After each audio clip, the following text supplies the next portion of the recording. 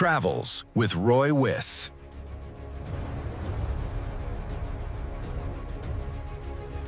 So I'm building my ultimate off-road caravan, and why I chose everything on it. You know, after more than 25 years building, designing, repairing and selling caravans, people keep asking me the same question. Roy, what caravan would you build for yourself? Well, this is it. Not the biggest, not the flashiest, certainly not the most expensive, but this is the caravan wish list with the things I personally choose to travel Australia in.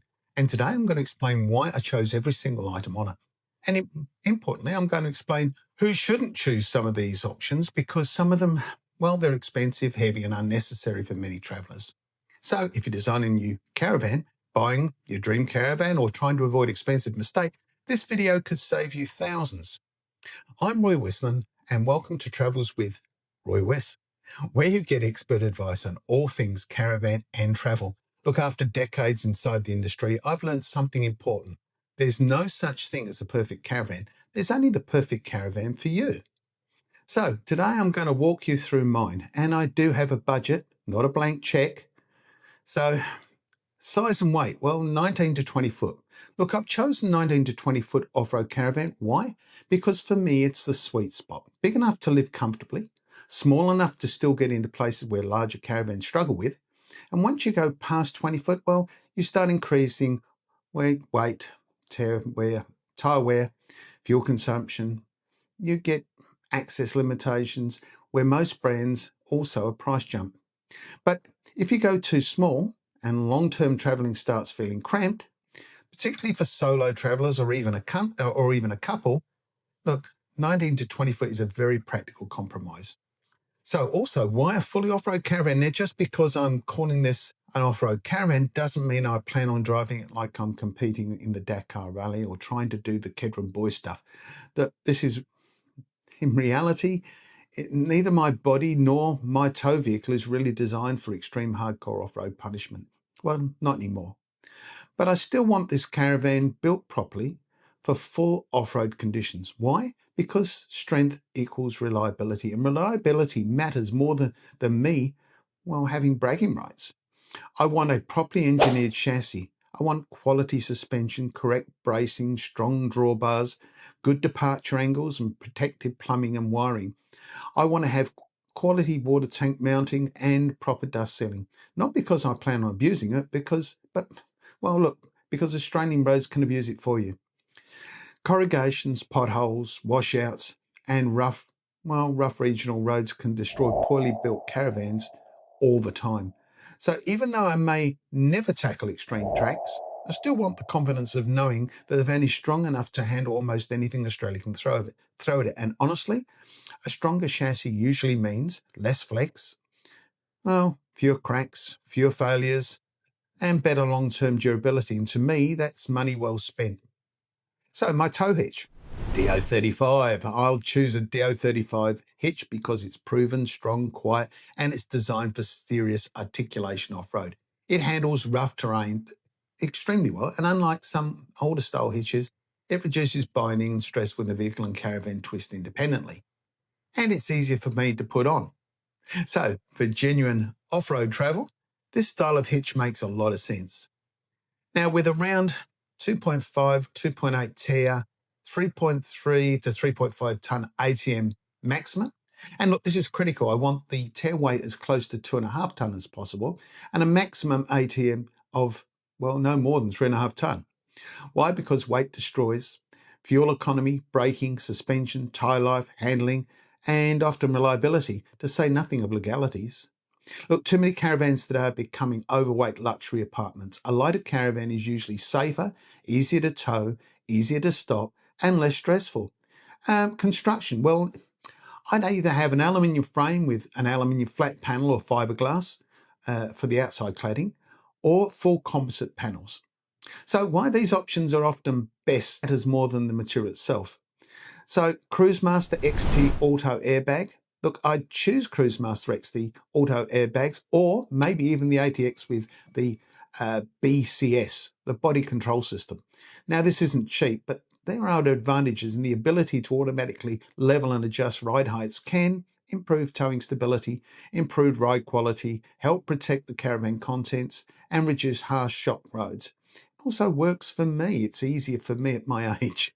Now, but airbags are not for everybody. They add complexity, cost, electronics, maintenance, and the requirements for some travellers. A good quality coil setup may actually make a lot more sense.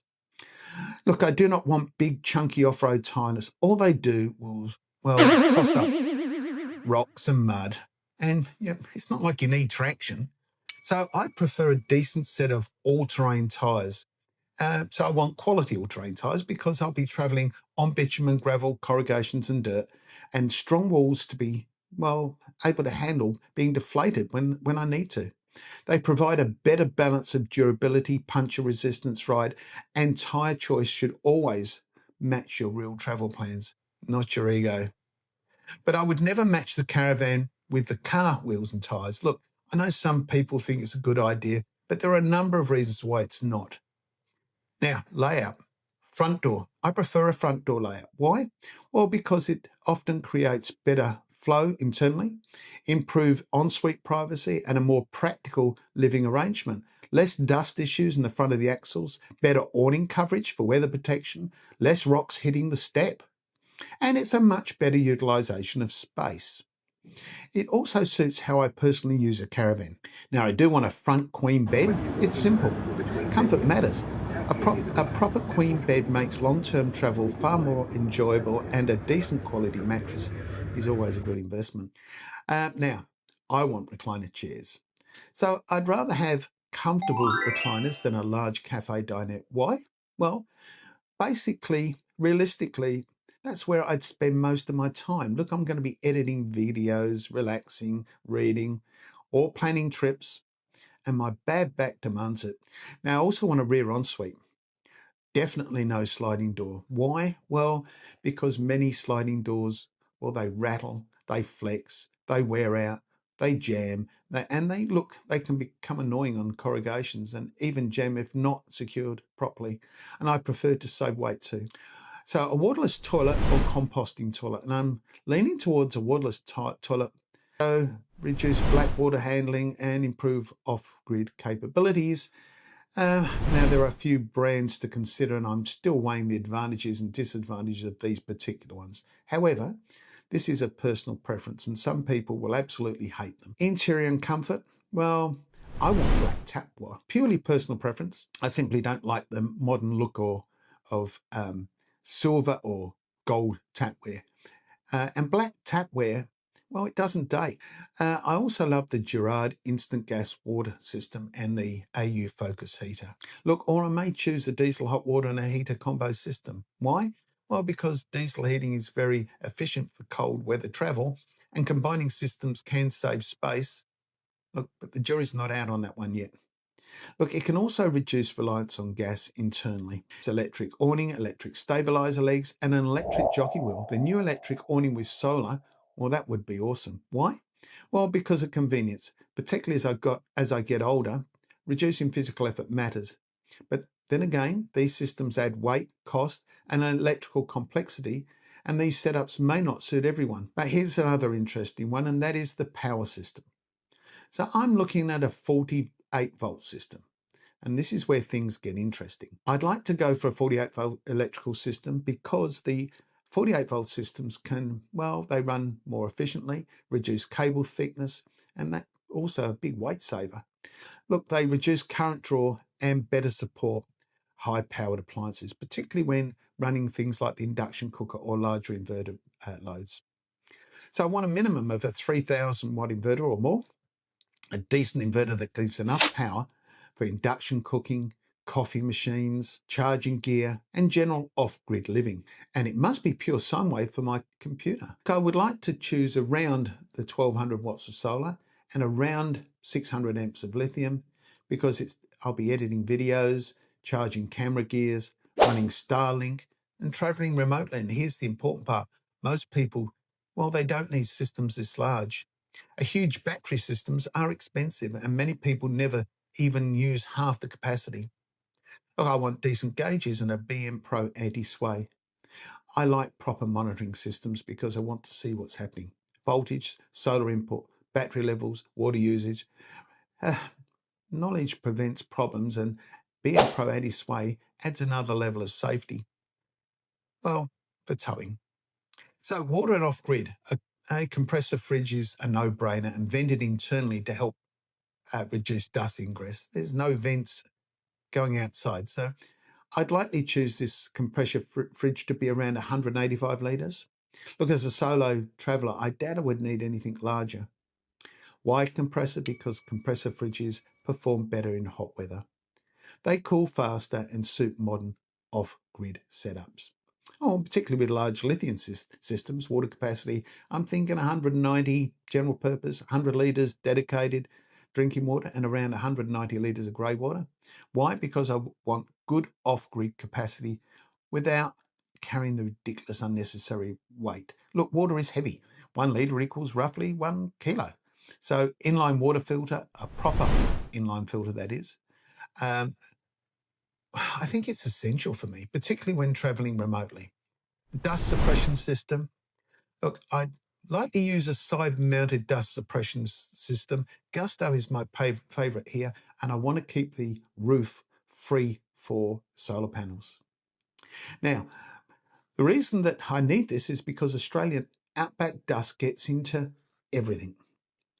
Now, tech and travel style, well, Starlink provision and Wi-Fi. This is critical for my lifestyle, and I'll be uploading YouTube videos from remote areas, so Starlink provision and onboard Wi-Fi are essential. However, I won't be having a TV, no antennas, and that may surprise people, but why would I want a TV? Because I'd rather enjoy where I am, work on content, or sit outside and using my iPad or laptop. And honestly, with the internet streaming today, traditional antennas are becoming less relevant for many travellers. And again, we're saving space on that roof. Cooking and gas? Well, no oven, no gas.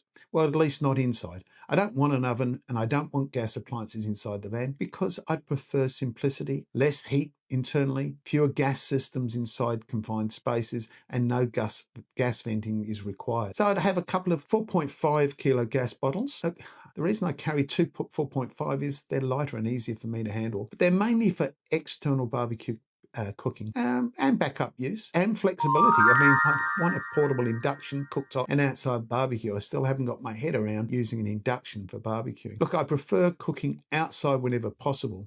It keeps smells, heat, grease and moisture out of the caravan, but of course that's weather dependent, and to be honest, I'm not a big on bloody mozzies and flies. So when it comes to practicality and safety, well, practicality, I want USB-C points. Modern vans need proper USB charging throughout. A rear camera and high-level rear lighting. Rear cameras improve safety, reversing and awareness. And high-mounted rear bar, well, lighting improves visibility on dusty roads.